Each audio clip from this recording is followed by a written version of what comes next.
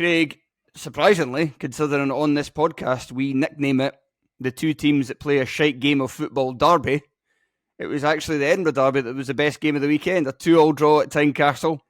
Hearts taking the lead through an excellent goal from Alan Forrest. Doubled their advantage with a Christian Doidge own goal after good work from Alex Lowry. And then it all came crashing in on the Jambos. 2 goals in the space of, I think, in terms of timed on the park, it was something like, was it 68 seconds or 98 seconds or something after the game had restarted that Hibs managed to haul themselves level. 2 quick-fire goals from Elie Youan. And then both teams had chances to win the match, but it finished all square, 2 each. I was furious on Saturday evening with the Hearts manager. But I've calmed down a little since then, but I've still got some things I'll get off my chest. But Craig, let's go to you first of all and your immediate thoughts on the game.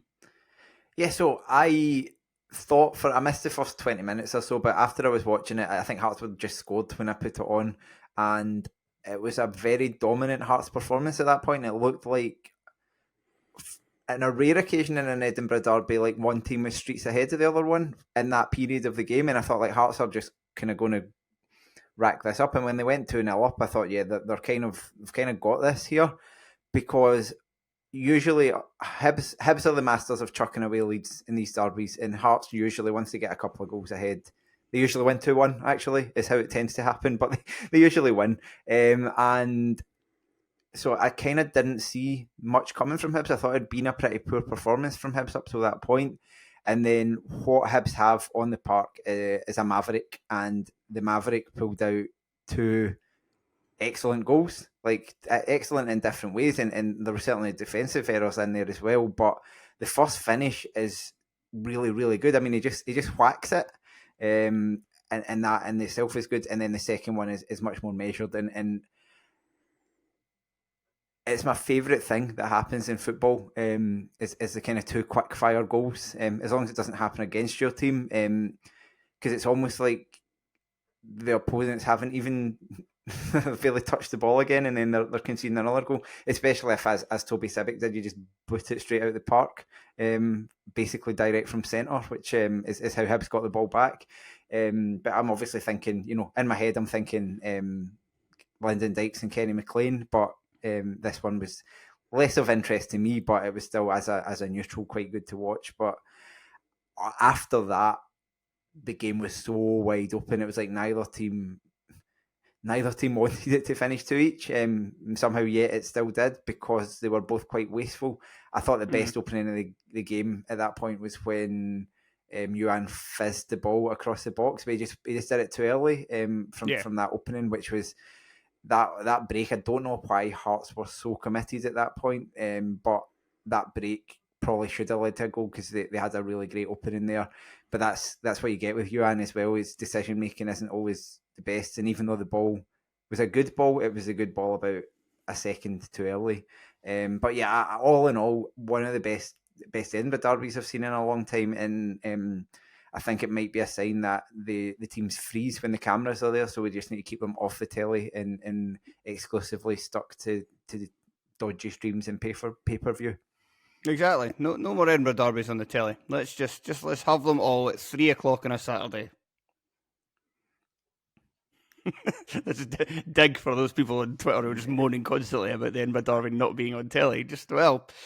I don't care. I go to the games, so that doesn't give a shit. I go to every single Edinburgh derby, so the fact that it's on telly makes absolutely no difference to me.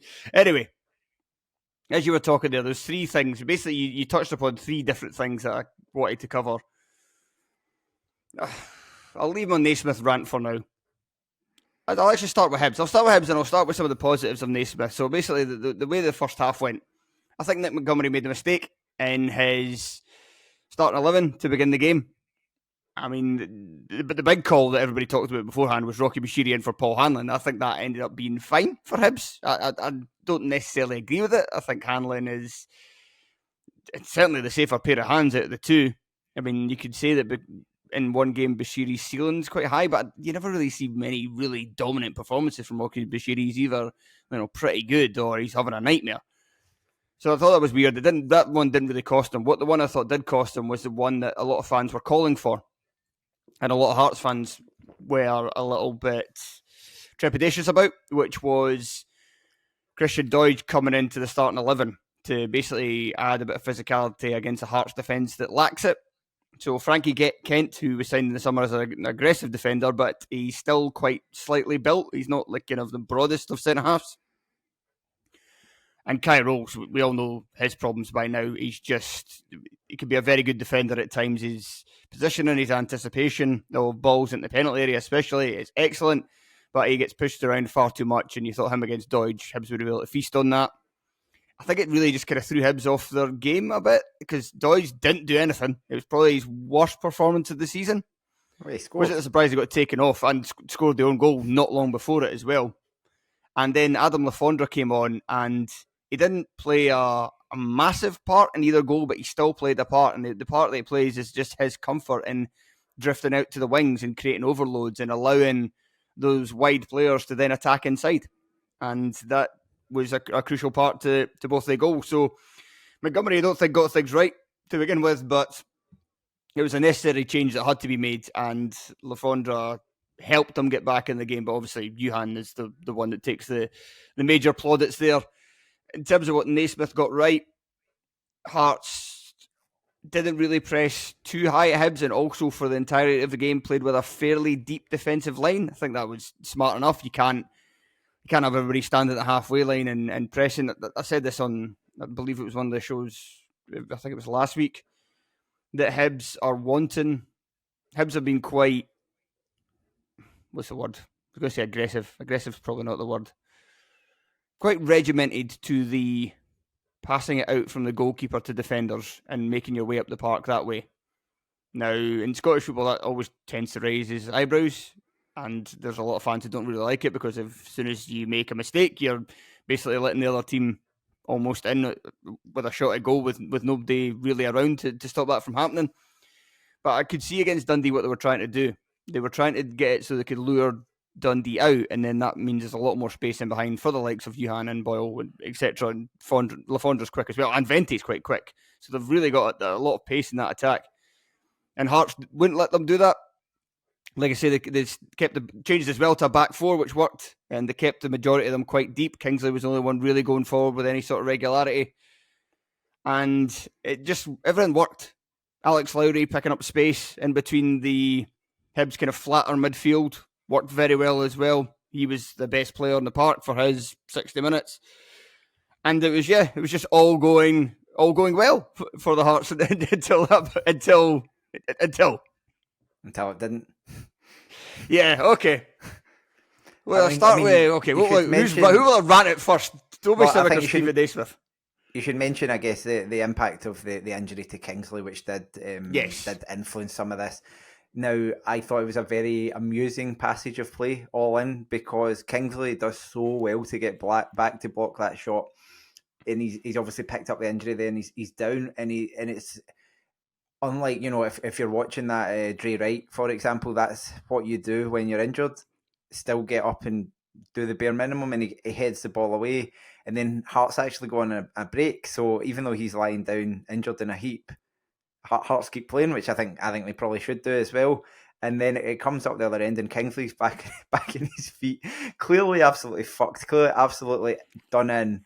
And Kai Rolls gets the ball and decides that the best thing to do is to pass it to him, but not just pass it to him, pass it like 5 yards behind him. And Kingsley has to actively like hobble over to basically get the ball. And I can't remember if he shells it out the park or he gives it to someone else. He just kicks out the park for the one. I wouldn't even say shelled, because he couldn't move his legs enough to shell anything. He turns round and you can just see the gesture he gives to Rills, like, what on earth are you doing here? It was just there are certain things that make me wonder about individual players, and like I know it's a daft wee incident, but a top level player is not going to do that. Like there's a complete lack of game awareness that is staggering in that position, and it's quite funny to watch. And obviously, it didn't lead to anything, but it's just so daft. And then obviously the loss of Kingsley impacts Hearts, because they need to change things up, and I think they didn't get it right from that point on. Yeah, going to the incident, it could be possible that Cairo saw Stephen Kingsley winning a header and thought it was a superhuman effort. Like, every player he sees winning a header because he can't win any, and just thought, oh, he must be fine then. He could do what I can't, so he must be all right. Yeah, aye. So instead, they bring Odell Ofaya on. So this was something that I bemoaned in a group chat. I'm not a fan of Andy Halliday, so I don't really want to. Almost feel a little like I'm just hating on Naismith here for the sake of it and pulling out players that I don't actually really want to see in the team, because I'm not really a fan of Andy Halliday. He's had his moments over the last few years where he has looked decent though, and he is somebody that can be relied on to come in and just basically do a job, especially just in like a circumstances. This one, team's 1-0 up, come into the team. Like I say, the squad in general are playing with quite a defensive line. His lack of pace, therefore, might not be as much of an issue against Martin Boyles. It might be against a Hearts team who are more intent on taking their game to their opponent. But it just seemed like that's just the easy. Alex Cochrane's out, so he couldn't come in. Instead of any kind of square pegs, stick him there. Now, to be fair, Kai Rose goes over to that position, and Kai Rose was very good. I think for the rest of the game, he was probably Hearts' best player in the left back role.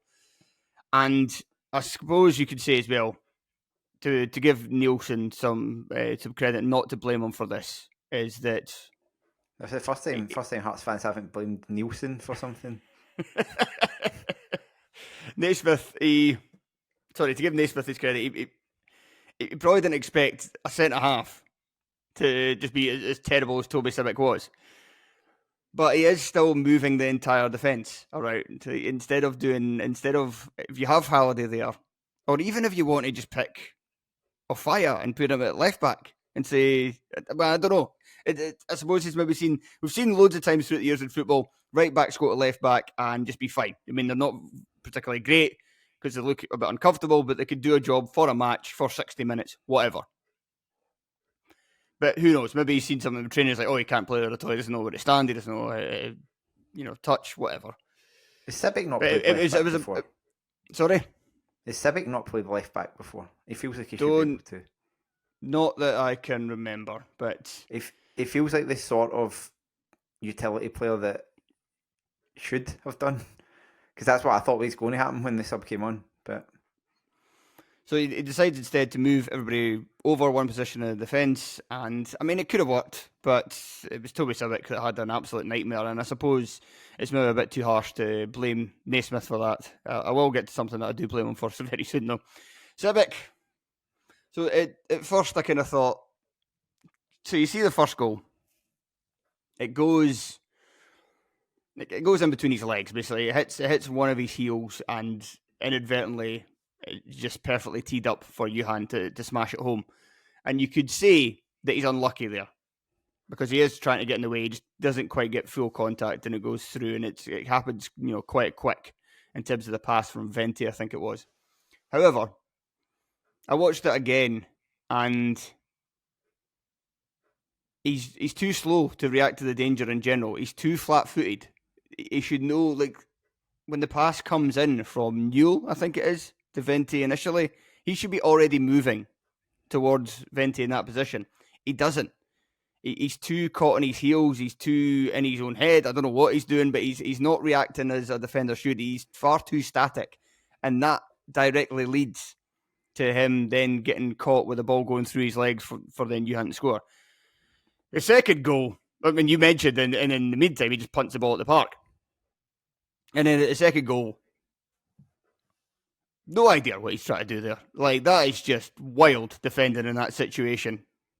Like, either try to clear it with your left foot, or just smash out the park for a corner. What is... like, it's a perfectly teed up pass for Elie Youan to score. Like, what are you doing? He's an enigma of a player in general, right? Because there's been spells where I think when he came in, he didn't look great, and then there was spells where you thought, you know what, there's really something here. And you think of that goal he scored. It was the second goal, wasn't it? In the cup, was that a cup game? The The third game they goal. won 2-0 anyway. Third goal, 3-1. Then was it a 3-0? I felt like it was. I felt like it was like a taking the game away from the opponent goal in the last minute. But anyway, that was a No, it was, no, sorry, finish. it was the cup game that finished 3-0. 3-0. Jeez, okay. I'm less impressed by the goal now, knowing that it went from 2-0 to 3-0 rather than 2-1 to 3-1 actually. But no, anyway, it was a lovely finish. And the thing that was really a very impressive good about goal. that was that his performance in general was absolutely outstanding. He was the best player in the park at Easter Road that day. He was brilliant. And he was brilliant. He has had games where he's brilliant, but he just makes too many really basic errors. And it just doesn't look like... I don't think Naismith particularly fancied him at the start of the season. He was poor and gave away a goal again with a ball that just kind of went through him in the penultimate game of the campaign away at Ibrox. It meant that Hearts needed the victory, and the draw wasn't good enough to take the Battle of Aberdeen down to the last day of the season. And going at this campaign, it looked like he wasn't really fussed on Civic at all. And when he was playing him in midfield. But he'd been given another chance, and I can only imagine, especially when Craig Halkett's back, that you won't see Toby Civic all that much unless there's other injuries to befall. So you'll probably see Civic loads because it's Hearts. Right, we've talked about this game for nearly 20 minutes already, and I've not even got to my Naismith rant. So you said that usually in these types of games, Hearts don't throw them away. It's usually the Hibs throwing them away, and Hearts when they're 2-0 up against Hibs, especially at Tynecastle. I mean, there's a famous one where it didn't happen, but typically they see the game out. I would also say that usually Hearts managers, when they're 2-0 up against Hibs, don't take off an attacking midfielder and bring on a defensive midfielder instead. And that's what Naismith did. Alex Lowry went off. Now, Rob and Joel have said that Lowry was breathing out his backside. I mean, he just created the goal a minute before, so he was still, even when knackered, was capable of doing something. But okay, he's not got the fitness right now to play. Tired himself minutes. out trying to claim the goal, trying to do the big massive celebration as if he'd like curled into the top corner himself. Yeah, even at the time I was like, it's definitely an OG, that was not going in. And so he goes off and Benny Beningame comes on instead. Now, there were some things that Beningame did well in this game in terms of his composure on the ball was quite good. But it's still a negative move. It's a negative move where you're taking off a creative player and somebody who's going to give the Hibs defence something to worry about, who's going to make the ball stick in advanced areas. And also, like, you could say that the sub didn't necessarily cost, because I could have assumed that, because it's too easy to say, like, the sub cost Hearts 2 goals.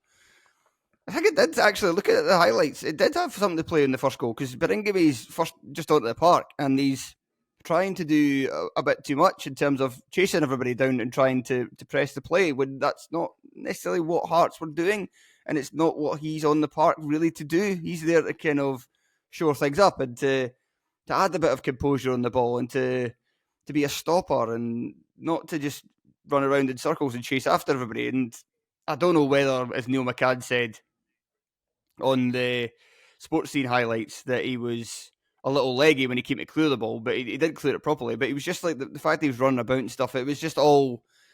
It all contributed. He was part of the lead up to the Hibs goal. So I don't know if we could say that the sub had nothing to do with it, because I don't think he should have been on the park. And I'm still unsure about the way that... I think it's Benny Beningame has always moved a bit strangely anyway. He's always been a kind of... The way he runs is quite unique. So I don't know if I'm reading too much into this, but he still doesn't look like he's moving as well as he did prior to his knee injury. And he was out for 15 months. So that's another kind of area to consider as well. But the big aspect for me was just that you don't... And everybody in the ground thought this at the time, and everybody was raging. Like, you don't take off an attacking midfielder for a defensive midfielder when you're 2-0 up at home at Hibs. If you have to take off your attacking midfielder, you bring on another attacking midfielder. He brought on Liam Boyce later, and Hearts got better again. And Boyce should have been the sub from the start. Boyce is basically an attacking midfielder now, for those unaware at this point in his career. But he's the one that should have been on instead of Lowry to begin with, or George Grant. And it was the wrong move. And I mean, there's other aspects to consider as well, like the mental aspect of the game. What are you saying to your opponents? What are you saying to your own team? The fans were grumbling pretty much as soon as the sub was made. What does that do, etc., etc. I feel like we've talked about it enough. Yes, that's a long time on one game.